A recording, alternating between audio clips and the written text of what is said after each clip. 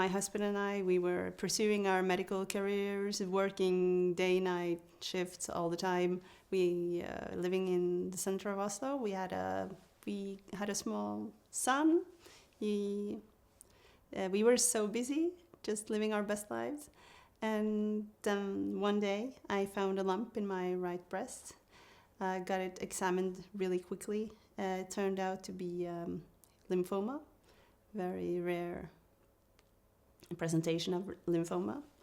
Had to go into chemotherapy straight away. And it seemed to work, but just weeks after finishing treatment, I relapsed in my spinal cord. Got paralyzed within 2 weeks.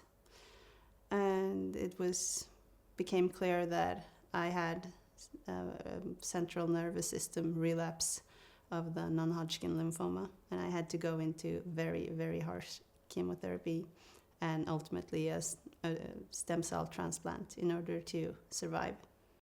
The chemotherapy that was used to treat my cancer, it was very, very strong, and it killed off the lymphoma cells, but it also completely wiped out all white blood cells circulating and a lot of the red blood cells.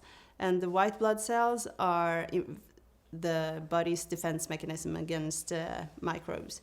So without any white blood cells, I was very, very susceptible to any type of infection, and any infection could become very, very severe and kill me.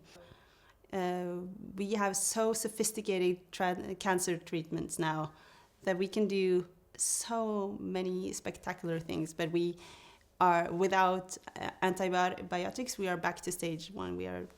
We are set. So well, we're not able to use those wonderful chemotherapies without antibiotics. I would say to doctors and patients that only prescribe and only take antibiotics when they are really necessary. Don't take them just as a precaution and just because you can.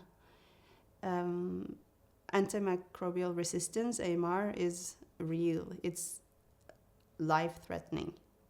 And if you use antibiotics when you don't really need them, you might end up in a situation where they don't work the day you do need them.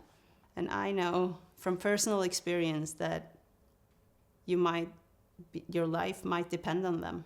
When looking at future generations and patients, to really tackle the AMR situation is crucial. Medicine is developing and new treatments are available. We can treat all kinds of diseases that were deadly before.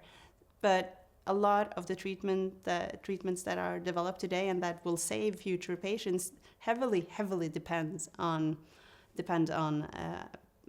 antibiotics. And excellent treatments might not be available to future patients if we don't tackle the AMR pandemic.